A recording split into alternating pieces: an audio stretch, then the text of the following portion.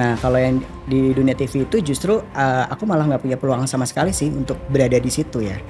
Gitu. Karena pernah aku suatu ketika dengan portofolio aku yang sangat lengkap dan juga showreel gitu ya, aku mendaftar di salah satu stasiun televisi yang cukup besar. Di situ waktu itu aku melamar itu sebagai produser di televisi itu. Aku udah masuk sampai sesi wawancara keberapa, bahkan aku udah sampai mau tanda tangan kontrak. Tiba-tiba jam 9 malam itu aku ditelepon, hanya dia untuk memastikan identitasku.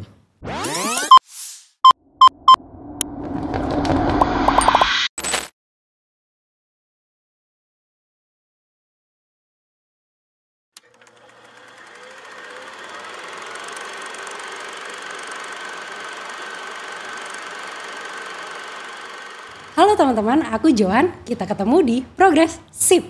Kamu belum progresif, yang penting progresif. Ini adalah media alternatif dengan perspektif kelas pekerja.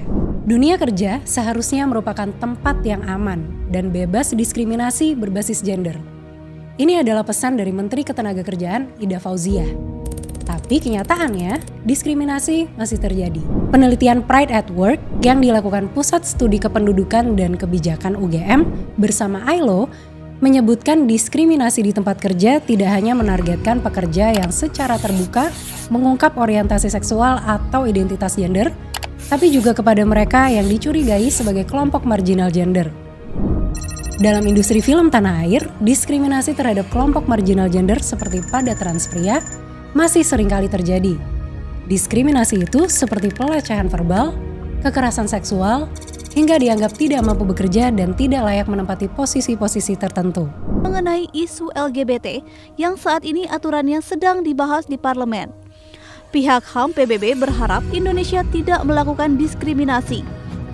Menurut pembentuk undang-undang, LGBT itu kodrat.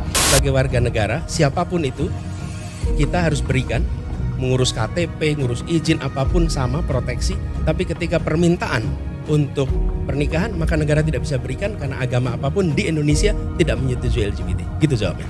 Mengapa kondisi ini terus berulang? Ada nggak cara untuk menghapuskan diskriminasi gender di dunia kerja?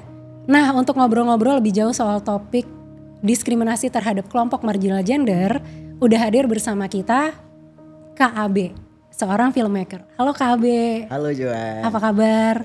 Sehat-sehat ya? Walaupun agak nervous sedikit gak apa-apa lah ya. Aku enggak ya. Gak apa-apa, kita ngobrol-ngobrol santai aja di sini soal diskriminasi yang pernah dialami oleh KB ya. Jadi pertama kayak KB ini kan seorang filmmaker ya. Boleh cerita dulu kayak awal banget kenapa dunia filmmaking ini menarik buat KB? Sebenarnya tuh aku dari dulu tuh udah tertarik banget ada mau di dunia film ya. Tapi gak spesifik jadi kayak sutradara gitu. Jadi dari SMP tuh aku kan jarang punya tempat buat bercerita ya. Karena dari SMP tuh kan aku udah mulai kayak menyadari kok orientasi aku tuh agak berbeda dengan yang lain gitu kan. Jadi aku masih quote unquote saat itu merasa aneh. Kayak apa sih yang terjadi dengan diriku? Aku masih mencari identitasku kan. Nah kemudian aku lebih sering curhat itu sama nulis. Jadi kayak bentuknya mulai dari nulis novel lah atau cerita pendek segala macam kayak gitu. Sampai waktu mau kuliah lulus SMA, kemudian aku milihnya untuk ada di film gitu. Dan awalnya juga nggak kepikiran tuh untuk ngambil mayornya penyutradaraan. Jadi tadinya awalnya mau jadi penulis skenario aja deh gitu. Kan enak ya kalau jadi penulis skenario tuh kan kita kayak cuma bisa kerja di mana aja. Terus cuman berkutat dengan laptop mungkin atau pulpen dan kertas gitu. Jadi nggak harus ngobrol sama banyak orang segala macam. Tapi ternyata semua yang aku tulis itu terlalu personal. Mulai dari cerita-cerita pendeknya. Jadi benar-benar apa keresahan yang aku rasakan kayak gitu. Terutama tentang itu gender, ngebahas soal gender dan juga seksualitas. Nah, pas awal-awal waktu di kuliah itu kan awalnya misalnya kita punya cerita, kita boleh nih kasih cerita kita ke sutradara lain. Tapi ternyata aku tuh kayak agak kurang ikhlas kali ya sebutannya untuk ngasih cerita itu ke orang lain yang bahkan dia aja nggak tahu bagaimana struggle menjadi seorang transgender saat itu. Dan akhirnya aku berpikir untuk kayaknya seru kali ya kalau aku coba melawan ketakutan diriku ini, karena memang ya itu aku takut ketemu banyak orang awalnya. Dengan yaitu belajar jadi director atau sutradara.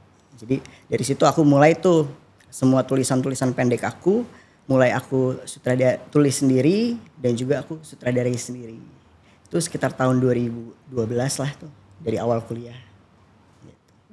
Nah tadi kan KB kayak sempat cerita bahwa awalnya cerita itu sempat dikasih ke orang gitu ya. Ini tuh boleh aku pengen tahu kayak apakah ini dalam rangka apa udah pengen memfilmkan itu atau kayak ada orang yang kok gue pengen bikin film nih lo ada cerita nggak, itu prosesnya gimana kayak sampai kakak tuh kayak ngerasa oh gue nggak puas nih cerita gue dibikinin sama orang gitu. Karena cerita itu kan terlalu personal banget. Itu tuh namanya kita masih kuliah kan, masih sekolah kan. Nah peraturannya adalah siapa yang mau jadi sutradara dia harus punya cerita yang bisa diterima di oleh dosen lah. Jadi ini kayak tugas kuliah gitu ya dulu ya ceritanya. Bener-bener berawal itu dari tugas-tugas kuliah. Tapi ya karena aku ngerasa kan dia bukan transgender gitu kan. Dan bahkan dia nggak paham transgender itu apa kan. Terus gimana cerita itu bisa sampai gitu. Kalau misalnya itu sampai di direct sama dia gitu. Dan aku lihat nggak ada usaha untuk belajar lebih jauh atau cari informasi lebih lanjut gitu. Cuman just kayak gue butuh cerita untuk gue direct. Padahal menurut kakak juga waktu itu medium film adalah medium yang paling tepat bagi kakak yang trans pria ini untuk menyampaikan pesan-pesan itu ya.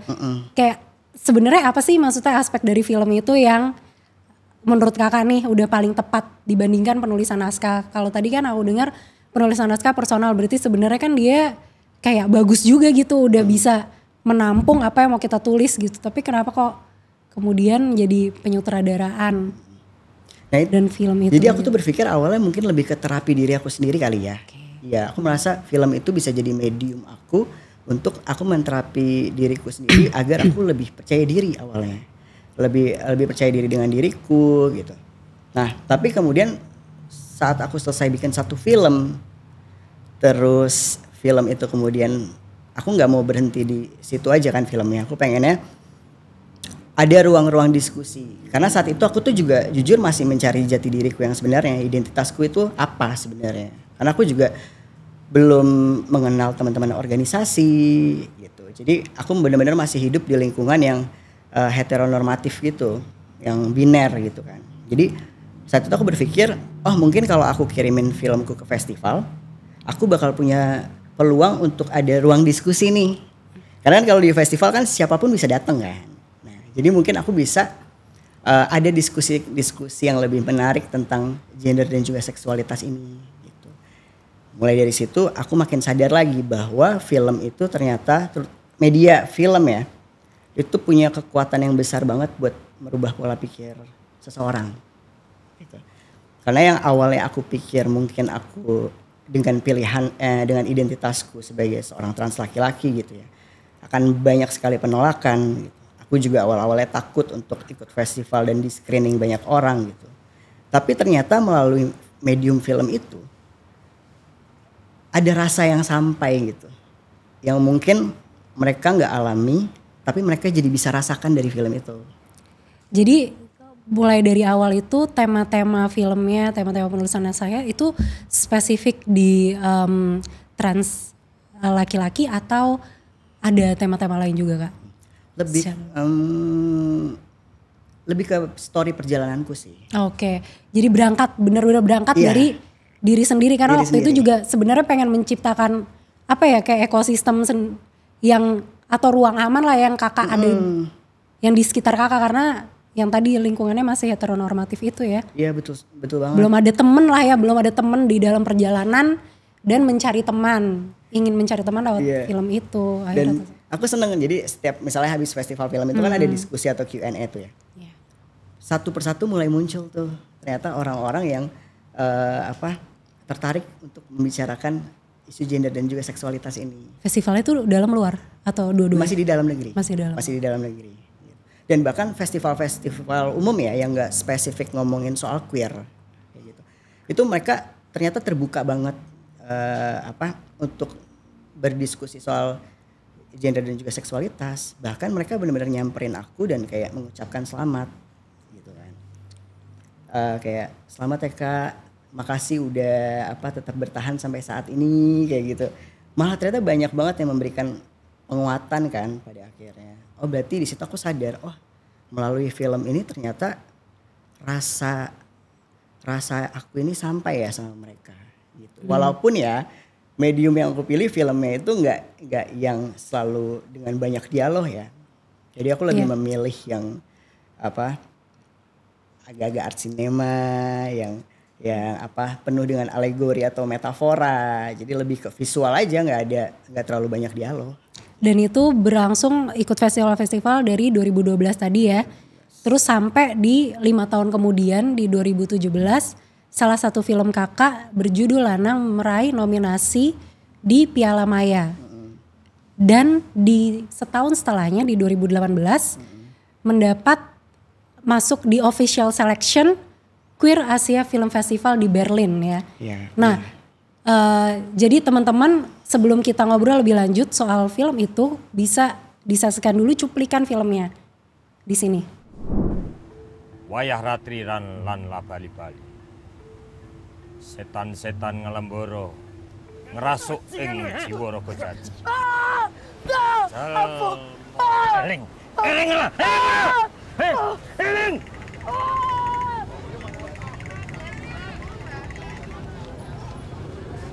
Nah ini kan seperti yang kakak bilang tadi ya, film ini sangat minimi dialog dan juga kaya simbol dan bercerita lewat gambar banget gitu kan ya.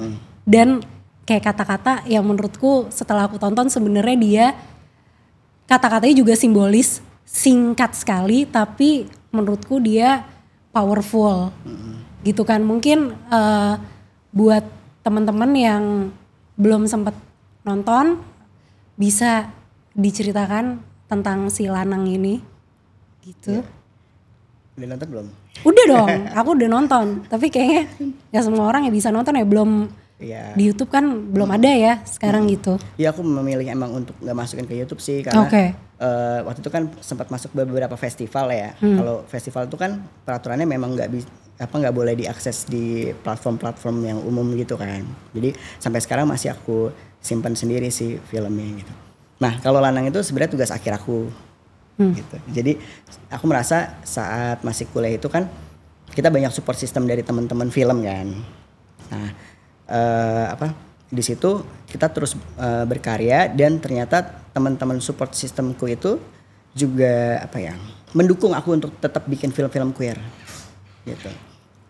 Nah di Lanang itu sendiri sebenarnya aku bercerita tentang proses kekhawatiranku, apa yang aku rasakan, kayak tentang seorang anak yang dikurung oleh orang tuanya di dalam sebuah rumah terpencil yang nggak tahu ada di mana gitu.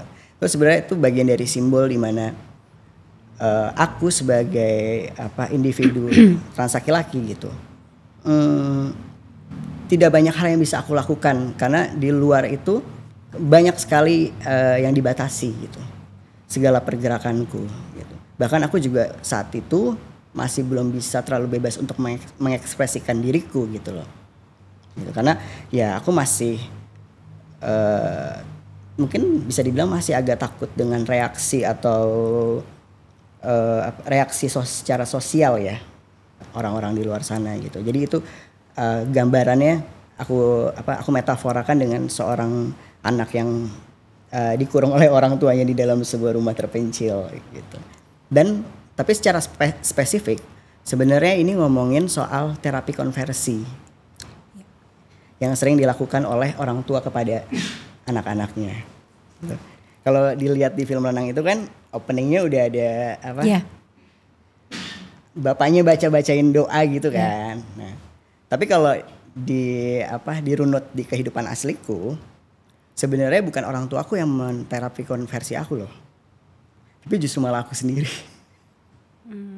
Jadi kayak saat aku tahu ternyata aku merasa, jadi aku belum terpapar lah tentang pengetahuan soal SOGI-SC, seks orientasi gender itu kan. Dan aku hidup di tengah orang-orang yang heteronormatif, mereka menyarankan aku untuk ya coba kayak semacam di terapi konversi lah, dibacain doa biar kembali ke kodratnya. Itu tuh kita bisa bilang itu semacam ruqyah gitu gak sih? Iya kan? Ruqyah kan? Iya. Nah, jadi aku sempat mencoba itu juga segala macam gitu. Nah, sempat dikatakan juga habis kayak di ruqyah ini jangan mencoba lagi untuk menggunakan pakaian-pakaian yang maskulin.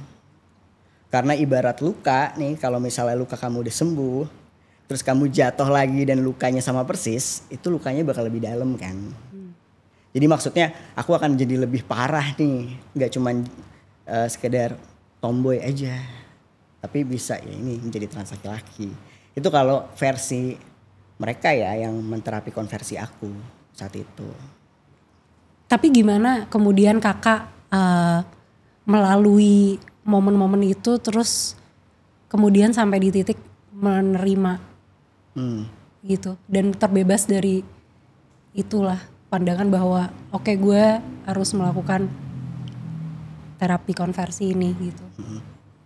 Waktu aku mencoba di terapi konversi itu aku belum mulai bikin film gitu. Jadi justru apa ya? Berarti di usia sekolah. Oh, oke. Masih di usia sekolah tuh gitu. Awal-awal mau masuk kuliah lah gitu.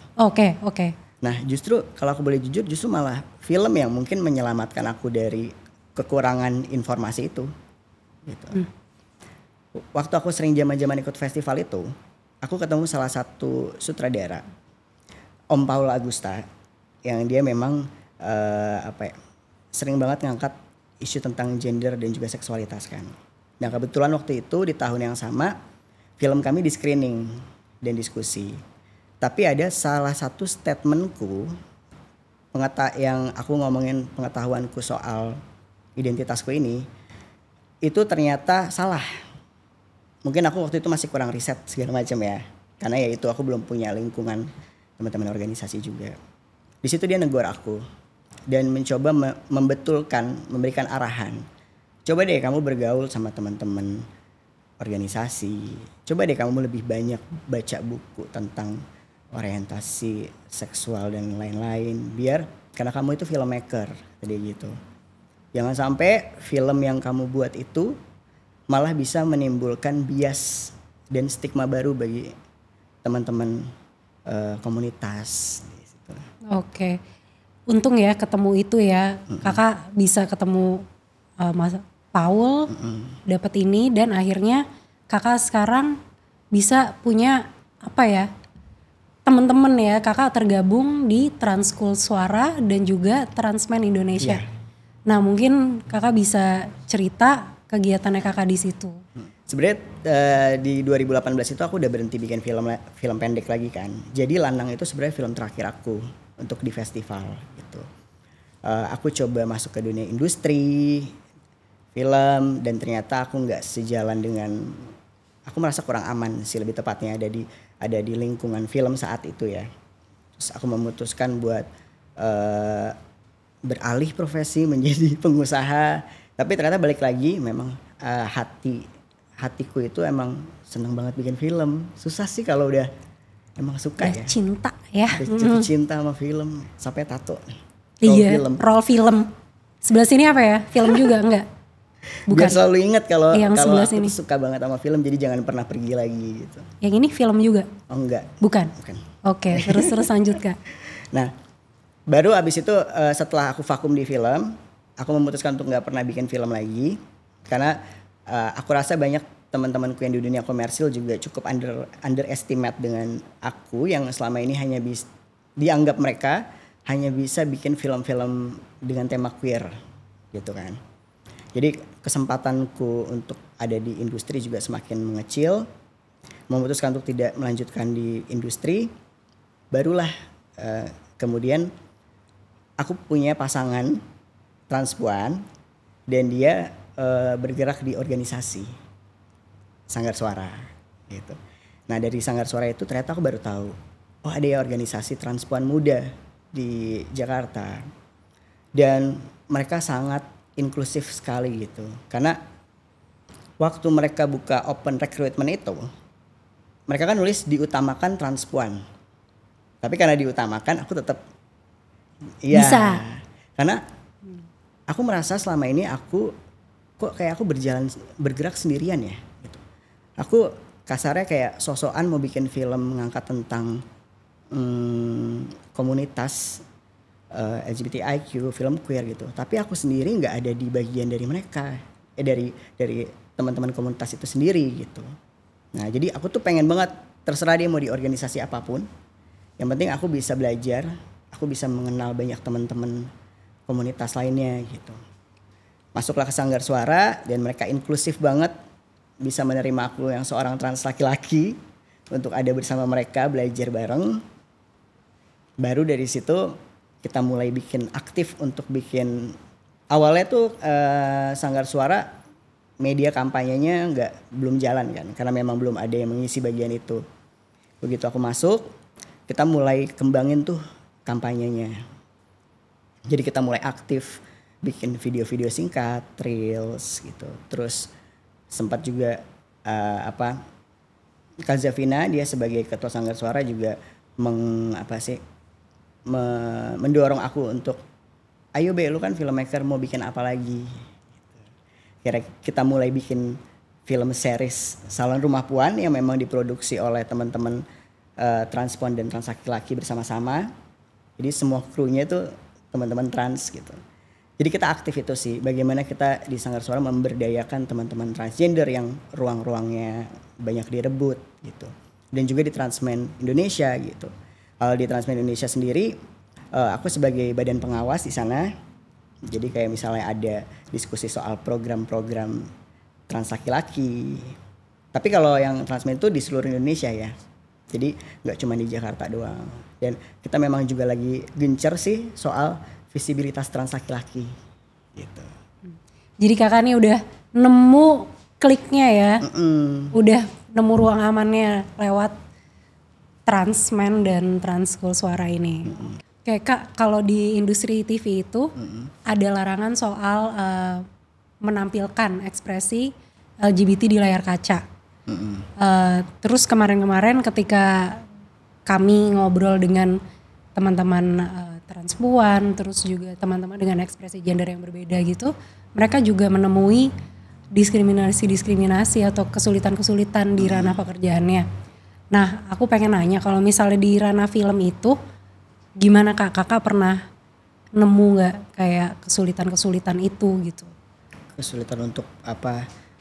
Dapat kerja misalnya atau peluang di industri film itu? Iya, apapun gitu. Kayak tadi kan mungkin kita sempat di segmen 1 itu kita sempat sebut Kakak sempat menemukan waktu di mana Kakak itu nggak serak dengan lingkungan kerja.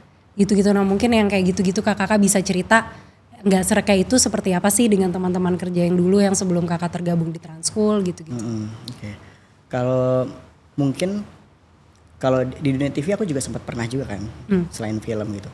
Nah kalau yang di dunia TV itu justru aku malah nggak punya peluang sama sekali sih untuk berada di situ ya. Gitu karena pernah aku suatu ketika dengan portofolio aku yang sangat lengkap dan juga showreel gitu ya. Aku mendaftar di salah satu stasiun televisi yang cukup besar. Di situ waktu itu aku melamar itu sebagai produser di televisi itu. Aku udah masuk sampai sesi wawancara keberapa. Bahkan aku udah sampai mau tanda tangan kontrak. Kita udah deal soal fee, ada asuransi, kesehatan segala macam udah deal lah pokoknya. Dia kirim surat kontrak tuh. Aku kirimlah surat kontrak balik beserta KTP, karena kan harus ada KTP-nya. Tiba-tiba jam 9 malam itu aku ditelepon. Hanya dia untuk memastikan identitasku. Jadi kayak dia. Jadi gimana tuh? Iya, dia tiba-tiba nelfon kayak halo selamat malam, dia bilang gitu kan. dia nyebutin nama lahirku, terus dia bilang, maaf saya mau konfirmasi, Mas Mbak, ini kok KTP-nya perempuan ya? Gitu. Sedangkan kan bukannya laki-laki. Soalnya kan pernah wawancara tatap muka itu kan, tapi online shot itu. Nah terus aku bilang, oh iya Mas, aku jelaskan kan, ya memang saya terlahir sebagai seorang perempuan, tapi saya adalah seorang trans laki-laki. Terus dia diem, di telepon dia diem, terus aku bilang ini, lah kenapa Mas, ada masalah kah? Gitu ya. Terus kata dia, oh enggak kok Mas, Mbak, lagi-lagi dia melakukan hal yang sama kayak gitu. Nggak ada masalah, oke, ya terima kasih. Tutup. Dari situ di ghosting.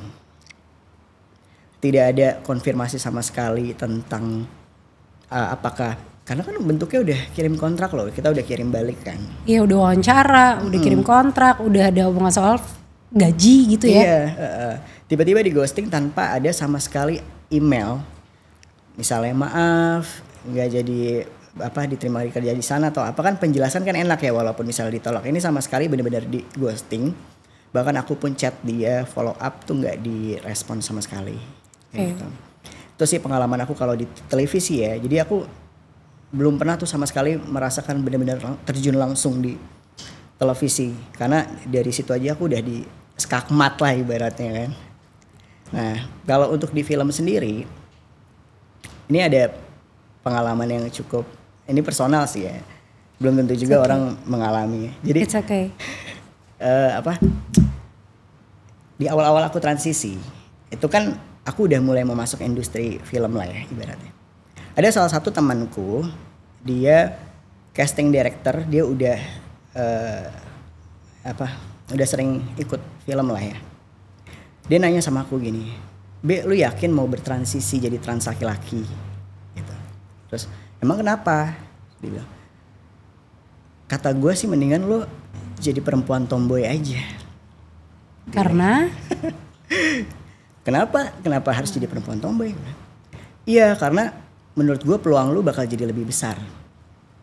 Kenapa? Karena ada beberapa, kan gini ya. Kalau film itu kan kayak ada kastanya ya. Kayak misal mau jadi sutradara, terkadang kita tuh harus dari bawah dulu. Jadi astrada berapa kali, habis itu baru ada di posisi sutradara. Begitu juga dengan yang posisi lainnya kan. Dia bilang, iya soalnya beberapa sutradara, termasuk yang gue ikutin sekarang ini, kata dia. Dia tertariknya kalau punya asisten sutradara perempuan. Gitu. Nah terus aku bilang, loh apa alasannya? Kalau memang alasannya memang karena teman-teman perempuan memang bisa ada diberikan kesempatan, benar-benar diberi kesempatan, oke. Tapi yang aku takutkan adalah jangan-jangan jadi objektifikasinya si sutradara tersebut. Gitu. Karena dia maunya cuman sutradara perempuan terus gitu. Itu yang aku khawatirkan.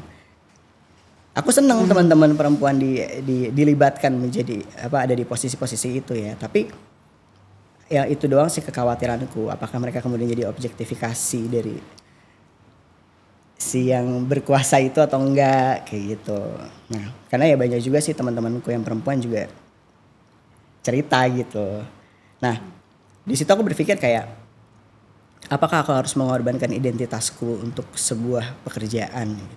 Dari mana aku nggak akan nyaman gitu dengan berpura-pura menjadi perempuan tomboy gitu, sedangkan aku aja trans laki-laki kan. Di situ aku berpikir kayak ya udahlah, kalau memang hidupku di film, memang rezekiku di film, memang ini adalah tempatku, tanpa aku harus mengorbankan apapun juga peluang itu pasti akan datang dengan sendirinya kan. Gitu. Itu sih. Terus ketika lanjut Kak. Nah, ketika memutuskan untuk gue berubah nih menjadi trans laki-laki. Itu kemudian ada bentuk-bentuk diskriminasi yang lain gak? Gitu. Apalagi untuk mereka yang tahu kalau kakak ya trans gitu. Oke. Ini trigger warning ya buat siapapun yang nonton. Kalau aku sih udah rilis ya. Gitu. Oke. Trigger warning guys. Oke, nanti kita taruh di depan juga peringatannya terus. Jadi Diskriminasi itu banyak banget terjadi saat aku tidak berada dalam posisi-posisi strategis. Gimana tuh? Seperti kalau sekarang kan mungkin aku udah di sutradara ya atau produser gitu. Tapi saat waktu itu aku menjadi script continuity. Script continuity itu script writer. Kayak di bawahnya Astrada, di bawahnya asisten sutradara. Oke. Biasanya dia bantu mencatat adegan gitu. Oke. Bisa juga megang clapper ini. Oke. Itu banyak sih diskriminasi yang terjadi kayak aku sebenarnya kan sebagai trans laki-laki kan kita secara fisik mungkin nggak terlalu visible ya. Kalau teman-teman transpuan kan visible banget, misalnya dari penampilannya orang bisa dari penampilannya langsung tahu itu transpuan gitu kan. Tapi kan kalau trans laki-laki bisa punya pilihan untuk tidak coming out gitu. Nah aku merasa juga nggak perlu coming out kecuali dia nanya ya. Kalau nanya baru aku jelasin. Kalau enggak ngapain aku berkuar-kuar soal identitas kan. Tapi ada aja orang-orang yang udah tahu identitasku, dia outing ke orang lain tanpa ada konsen dari aku kan. Pernah suatu ketika aku dipanggil sama salah satu DOP gitu. Waktu itu dia manggil aku, B sini deh. Oh iya bang, kenapa? Aku bilang gitu. Terus kata dia, emang bener lu cewek? Nah di situ aku, iya bang, gue trans laki-laki. Dulu gue emang lahirnya perempuan, tapi gue trans laki-laki. Masa sih B, kok gak kelihatan sih? Gitu. Terus dia benar-benar ngeliatin itu dari ujung kaki sampai ujung kepala. Kayak mencari mungkin ya bagian feminin mana nih yang perempuannya di sebelah mana nih gitu kan. Terus terakhir dia nanya, lu masih punya dada gak sih? Kayak gitu. Ya masih ada lah bang gitu. Kan aku belum melakukan transseksual gitu. Maksudnya aku belum melakukan operasi apapun gitu, masih seutuhnya tubuhku. Tanpa konsen sama sekali dia langsung memegang bagian dadaku. Dan itu di depan semua orang. Kalau syuting kan orang nggak mungkin kayak cuma berlima doang ya. Yeah. Itu kayak ada sekitar bisa 20-30 orang ada di lokasi gitu. Dan dia langsung melakukan itu tanpa konsenku. Terus meraba bahkan agak sorry ya trigger warning banget gitu. Terus dia teriak-teriak dengan suara yang kenceng kan. Oh iya nih masih ada nih payudaranya. Nah jadi dia kayak seolah-olah tuh kayak perlu banget memvalidasi identitasku itu loh. Dan saat itu aku belum begitu memahami bentuk-bentuk kekerasan dan juga pelecehan seksual itu seperti apa. Jadi ketika itu tidak merasa bahwa itu tuh udah pelecehan berlapis gitu ya, udah ada aksinya, ngomongnya juga gitu, itu kakak nggak sadar tuh pas itu? Belum, iya, karena ya karena itu aku juga kurang pengetahuan gitu kan soal itu, kalau itu adalah salah satu bentuk dari pelecehan gitu. Jadi yang aku bisa lakukan satu adalah freeze, tapi kalau bisa ditanya aku nggak nyaman, gitu, sangat tidak nyaman gitu. Tapi aku kayak bang apaan sih gitu kan, menolak gitu. Terus dia bilang ya udah sih B, kalau lu cowok kan seharusnya santai aja kalau dipegang kayak gitu loh kak. Jadi kayak pun kalau misalnya laki-laki terus kita berhak gitu megang tubuh laki-laki sesuka tanpa kita, konsen kan gak juga kan. Jadi kayak itu sih counter balik dari dia ya, kayak ya udah sih lo. Waktu itu nggak langsung pengen cabut, udahlah gue udah muak nih sama industri film, gila gue diperlakukan kayak gini. Belum kak. Karena nggak nyadar tadi kali ya? Iya, karena aku masih nggak sadar, aku malah berpikir kayak habis itu mereka menerimaku, kayak menerimaku sebagai seorang trans laki-laki gitu. Nah di situ malah jadi aku ya karena kurang pengetahuan itu lagi ya, aku jadi berpikir apakah ini salah satu cara untuk mereka supaya bisa menerimaku. Mikirnya dulu gitu. Jadi dan itu terjadi beberapa kali, bahkan di syutingan lainnya. Karena kan kayak gitu ya, di syutingan lainnya kita bertemu dengan orang yang baru, tapi ada beberapa yang udah kita kenal kayak gitu. Dan mereka yang tahu misalnya di syutingan sebelumnya aku diperlakukan seperti itu, untuk memvalidasi yang tadinya ikut syutingan sebelumnya malah kayak nyuruh gitu kayak, coba deh bang, pegang dadanya masih ada kok. Gila. Kayak gitu. Oke. Jadi terus terjadi sih hal seperti itu. Kalau secara fisik ya. Oke, gue sebagai perempuan pernah mengalami pelecehan di ruang publik. Maksudnya gue nggak bermaksud membandingkan pengalaman gue dengan pengalaman kakak, tapi untuk gue menceritakan apa yang pernah gue alami itu kayak sangat menyakitkan gitu, karena kayak ketika gue menceritakan itu, walaupun itu orangnya gue nggak kenal dan terjadi di ruang publik, itu tuh kayak membuat marah gitu kan, kayak gue hidup di dunia seperti apa sih? Gue gak salah apa-apa, tapi dunia ini dan segala isinya memperlakukan gue dengan buruk. Maksudnya oke lah, patriarki membuat gue seperti ini. Ini kan juga terjadi pada lo dengan hal yang mengerikan yang barusan kakak cerita tadi gitu kan. Gimana kakak, yang tadi kakak udah bilang di awal, kayak lo bisa merilis hal yang semengerikan itu. Sementara kayak kalau gue aja sampai sekarang nggak bisa sih. Maksudnya kalau dibilang rilis 100% Nggak bisa. enggak sih. Itu enggak. Itu kayak ada emosi-emosi marah dan tidak terima yang masih ada di dalam diriku. Nah ini pelakunya orang dekat, dikenal, pelecehannya berlapis. Terus kakak bisa bilang kayak, gue udah rilis, kayak men kok bisa gitu. Kalau saat itu terjadi sih ya balik lagi karena waktu itu kan aku belum tahu kalau itu adalah salah satu bentuk pelecehan. Tapi yang aku rasakan saat itu pertama adalah sangat tidak nyaman. Aku rasa kayak pengen lari dari tempat itu. Terus apa ya, pengen marah gitu. Iya kan? Tapi karena ya balik lagi relasi kuasa itu kan, aku bukan ada di posisi yang bisa melakukan apa-apa saat itu. Nah aku waktu itu hanya sebagai clapper aja gitu, dan mereka punya posisi-posisi yang penting di situ kan, dan toxic masculinity banget gitu. Jadi ya aku nggak punya pilihan selain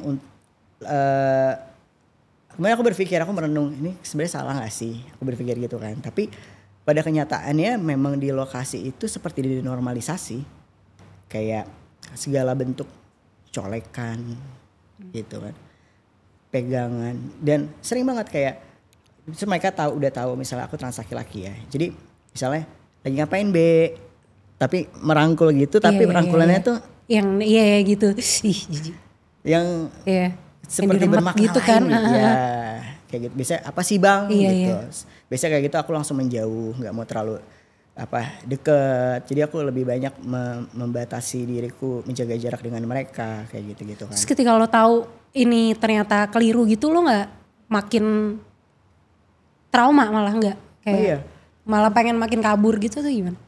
Waktu aku kan baru terpapar kalau ini adalah sebuah pelecehan dan kekerasan itu waktu aku mulai masuk organisasi ya gitu. Jadi tuh kayak udah beberapa berlangsung tahun kemudian gitu. Lebih dari 5 tahun gitu ya, 5 tahun lebih gitu. 3-4 tahun yang lalu gitu kan. Jadi pas tahu kayak gimana tuh? Pas tahu ya cukup kayak pas nge-breakdown lagi. Aku kan juga sekarang kan juga ke psikolog, rajin ke psikolog segala macam. Jadi pelan-pelan mungkin bisa merilis itu sih pelan-pelan gitu. Tapi akunya jadi kayak juga sekarang jaga jarak kalau baru ketemu sama orang baru. Kayak gak mau terlalu, maksudnya langsung, gak tahu refleks tubuhku mungkin kali ya, kayak supaya merasa aman gitu. Iya. Kayak defense mechanism ya istilahnya ya. Iya. Gitu sih. Oke. Ini kita lanjut lagi ke pertanyaan berikutnya agar agak lebih. Itu baru fisik ya kan? Iya baru fisik. Iya. Dan kenapa aku cerita mungkin menurutku penting gitu karena seksual juga gak sih itu? Itu masuk seksual juga gak sih, kayak dipegang? Iya kan? Pelecehan secara seksual. Iya. Kenapa aku perlu cerita juga? Karena maksudku gini ya, itu kadang kan kita nggak tahu kalau itu adalah bentuk dari pelecehan. Iya. Karena udah terlalu dinormalisasi. Dan narasi-narasi soal kayak ya udah sih kan cowok nggak apa-apa itu kan sering banget didengar ya. Iya. Dan siapa tahu ada juga yang sedang teman trans laki-laki yang sedang mengalami hal yang sama denganku gitu. Jadi tahu oh ini nggak bisa kayak gini nih. Iya. Kayak gitu. Iya. Oke, kita lanjut ke pertanyaan berikutnya. Ini ada sebenarnya dengan kondisi yang ada itu seberapa besar sih peluang bagi kawan trans laki-laki yang ingin masuk di dunia film gitu? Oke. Peluangnya ya. Peluang tuh sebenarnya ada ya karena kan kebebasan berekspresi ada di di dunia seni itu emang bebas kita kan. Cuma masalahnya adalah itu sih bagaimana pelecehan seksual dan kekerasan itu terus dilanggengkan. Bahkan dari bahasa-bahasa catcalling segala macam gitu. Nah selama ini sih aku nggak pernah syuting bersama dengan trans laki-laki lain ya. Paling mungkin aku bersama teman-teman transpuan segala macam. Dan itu banyak banget kayak sama persis yang terjadi pada aku kayak dicolek, ditarik ke kamar mandi misalnya. Serem banget. Ya hal-hal kayak gitu sih itu menurutku itu perlu. Makanya aku cukup seneng ya kemarin sempat ada SOP tentang anti kekerasan seksual dan pelecehan di film kan. Oke. Nah, udah Jadi, ada ya? Udah ada. Cuman maksudku adalah udah ada SOP-nya nih, tapi apakah itu kemudian direalisasikan nggak nih? Atau orang-orang situ tuh udah tahu nggak sih kalau itu ada gitu? Orang-orang film, orang udah tahu belum sih kalau ada SOP itu? Ada, justru itu udah sadar, udah ada. Cuman kan balik lagi ke personal ya. Kadang kan kita di syutingan tuh nggak bisa milih kita mau ketemu orang baru atau enggak gitu loh. Jadi ada aja oknum-oknum yang tetap melakukan itu. Makanya mungkin yang bisa kayak aku lakukan sekarang, misalnya karena aku kan sekarang udah di posisinya udah bukan yang script continuity, asisten sutradara gitu kan. Pernah suatu ketika aku syuting, di situ aku udah jadi sutradara. Aku lihat ada salah satu transpuan, dia makeup, dia wardrobe. Jadi dia standby kan di apa sih, di set lah ya. Begitu dilecehin, padahal dia diem aja. Iya. Dia nggak ada genit, nggak ada sama sekali. Dia benar-benar pure kerja, ngelihat mantengin si talent gitu kan ya. Tapi dicolek, digenit-genitin, didempet-dempetin. Kesana yuk. Nah, tapi yang bisa aku lakukan itu kayak aku manggil teman transpuan itu kayak, udah kamu sini aja di sebelah aku. Karena pas aku udah mulai jadi di posisi sutradara atau produser, pelecehan itu tidak terjadi lagi. Maksudnya mereka tidak berani untuk melakukan itu kepada aku gitu. Tapi ini karena ada kakak, maksudnya kita kan apa ya kalau misalnya situasinya kakak nggak ada gitu. Jadi belum semua familiar dengan SOP ini dan belum ada sistem dukungan juga gitu ya. Maksudnya misalnya si temen transpuan wardrobe ini di syutingan lain nggak ada yang menjamin dia aman-aman aja gitu kan. Betul. Walaupun udah ada SOP gitu kan. Jadi SOP-nya juga berarti belum semua orang ngeh ya. Nah, makanya itu mungkin yang punya posisi-posisi penting itu misalnya di yang strategis entah itu produser atau sutradara, DOP atau apapun itu harus sih dia benar-benar melakukan SOP itu bukan cuma dibuat kan. Jadi mereka punya pilihan lebih besar untuk memilih kru mana yang mereka mau bawa kan gitu. Jadi kayak bisa lebih diseleksi orang-orangnya seperti apa. Jadi lingkungan syutingan juga jadi tempat yang aman dong buat kita gitu. Iya itu PR gedenya di situ ya. PR gedenya di situ. Orang-orang yang punya peran yang kita pikir lebih powerful mesti aware harus untuk aware. menciptakan ruang lingkup syuting yang benar aman ya kayak. Kadang-kadang kita tuh suka lupa, kita cuma kepikiran pengen bikin film yang bagus gitu. Pengen film ini banyak dapat penghargaan gitu. Tapi udah diseleksi belum tuh kru yang lupa deh nih siapa nih di balik layar gitu ya. Proses yang penting itu digodok kayak gimana. Mungkin lebih baik kan enaknya kalau kita punya track record semua orang yang mau syuting bersama kita kan. Jadi bukan cuma filmnya doang nih yang bagus, tapi lingkungan kerjanya juga bagus gitu loh. Iya harus jalan ya. Iya benar. Kalau kita nih sekarang ngomongin soal KB gimana sih ngelihat gimana queer itu direpresentasikan di dalam film gitu di Indonesia sekarang. Kalau menurut aku representasi queer di Indonesia itu masih rendah Di film ya? Di film ya, masih rendah ya. Gimana tuh rendahnya nih dalam segi apa aja? Karena aku ngelihatnya masih, misalnya dari segi cerita ya, itu masih kayak di tahap dekorasi. Jadi kayak ceritanya itu nggak bener-bener deket sama pengalaman pribadi teman-teman LGBTIQ. Ya, mungkin bisa dikasih contoh aja. Ya, kayak masih kebanyakan berdasarkan asumsi mungkin gitu. Misalnya. Masa sebutin film Indonesia? Kagak, contoh aja contoh. Contoh. Okay. Contoh fiktif nggak apa-apa, yang penting kayak kita tuh ada gambarannya gitu. Contoh. Misalnya yang gak deket tuh gimana sih gitu. Sosok transpuan digambarkan sebagai seorang pekerja seks. Terus gitu ya kayaknya. Sebagai seorang pekerja seks, terus dia mencuri uang untuk misalnya karena dia punya kebutuhan untuk merubah jenis bentuk tubuh gitu. Tubuhnya, maka dia melakukan tindakan kriminal dengan mencuri. Pekerja seks pula, udah gitu secara kesehatan mungkin dia HIV, maksudnya terus-terusan disuruh digambarkannya itu tokohnya kayak gitu loh.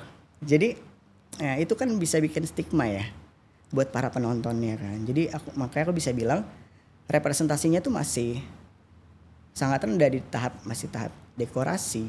Sudut pandangnya gitu masih kurang oke gitu ya. Maksudnya kan transgender kan juga banyak kan dari backgroundnya. Kenapa hanya melulu itu terus yang dijadikan background? Bisa aja kayak Allegra Walter gitu ya, kayak transpuan tapi dokter gitu ya. Atau kalau dulu kita punya film keren banget tuh, Madam X. Madam X tuh kayak film bioskop ya? Iya, yang main Aming waktu itu. Kita punya superhero transpuan tuh saat itu. Oke. Jadi itu cukup revolusioner ya pas itu, tapi itu dikit yang kayak gitu. Betul. Tapi ada masalah lain selain itu kan satu soal sudut pandang, ada lagi. Terus juga masih tokohnya itu menurutku masih di tahap manipulasi. Gimana lagi tuh contoh? Jadi kayak tokoh transgender itu tidak diperankan oleh transgender itu sendiri. Oke. Padahal kalau kita ngomongin soal identitas, itu kan identitas yang berbeda. Misalnya gini, tokoh gay diperankan oleh laki-laki cis. Nggak masalah. Karena kan itu soal orientasi seksual ya kan. Tapi kan memang secara identitas dia adalah cis laki-laki gitu. Tapi bagaimana kalau tiba-tiba kita bikin film tentang transpuan atau trans laki-laki, tapi yang main pernah ada juga kok film trans laki-laki di Indonesia salah satu diperankan oleh perempuan cis. Oke. Dia gitu ceritanya dia bertobat habis itu. Ada itu salah satu film bioskop juga aku pernah nonton. Hal kayak gitu sih yang membuat aku merasa representasi tokoh transgender juga masih sangat rendah ya di Indonesia gitu. Kenapa? Aku juga suka bertanya-tanya sih kenapa sih nggak yang main nggak transpuan aja sih sekalian? Kalau ngelihat kayak gitu-gitu tuh kemudian apakah yang muncul di kalangan teman-teman trans gitu? Apa kalau dari kakak sendiri deh, apa kemudian ada keinginan untuk apa ya? Gimana cara kita mendobrak ini gitu? Yang kayak gini-gini gitu. Polanya harus dimulai dibuat sih, kayak gimana, semacam sistemnya. Misalnya membiasakan kayak memulai gini, dari apa gitulah ya. Aku ngerasa aku seneng banyak film-film yang dianggap progresif gitu ya, malah sebagai langkah progresif buat visibilitas transgender khususnya ya, karena mengangkat tema atau isu-isu transgender. Tapi pertanyaannya adalah apakah mereka benar-benar dekat dengan kehidupan teman-teman trans gitu. Apakah mereka benar-benar terafiliasi atau dekat dengan komunitas itu sendiri atau organisasi. Karena saat misalnya kita bikin film, oke lah dia mengambil tokohnya cis laki-laki misalnya karena faktornya dianggapnya keamanan. Karena takut kalau misalnya main temen transpuan nanti takutnya ada pro dan kontra terus membahayakan teman-teman membahayakan tokoh transpuannya. Tapi saat kita membuat film dengan isu itu sebenarnya kita pikirkan itu bukan cuman keamanan si tokoh transnya doang. Karena bisa jadi tokoh transpuannya memerankan punya privilege. Dia bisa aja pergi ke luar negeri kalau Indonesia nggak aman. Tapi kan yang diangkat isunya. Yang digodok, yang ini nama orang-orang kan isunya kan. Bagaimana dengan teman-teman transpuan yang hidupnya di jalan sehari-hari? Mereka kan tetap jadi sasaran orang-orang homofobik kan. Termasuk teman-teman trans laki-laki juga yang tetap tinggal di sini, misalnya kerjanya sehari-hari di jalan. Makanya penting banget sih sebenarnya kalau kita filmmaker. Nah itu yang membuat kenapa aku mulai mendekatkan diri dan belajar banyak sama teman-teman organisasi gitu. Karena biar setidaknya saat kita bikin film ingin mengangkat isu transgender misalnya, kita tuh punya langkah mitigasi. Misalnya gimana Kak kalau kayak kita bisa sama-sama lihat apakah tahun ini aman untuk mengeluarkan film dengan isu ini? Apakah ini saatnya? Gitu. Jadi kayak kalau suatu ketika terjadi hal yang tidak diinginkan, misalnya isu LGBT naik lagi segala macam, kita udah punya langkah-langkah untuk melindungi teman-teman, udah siap gitu loh. Oke. Untuk kemungkinan terburuk yang akan terjadi. Jadi jangan cuman isunya aja yang diangkat.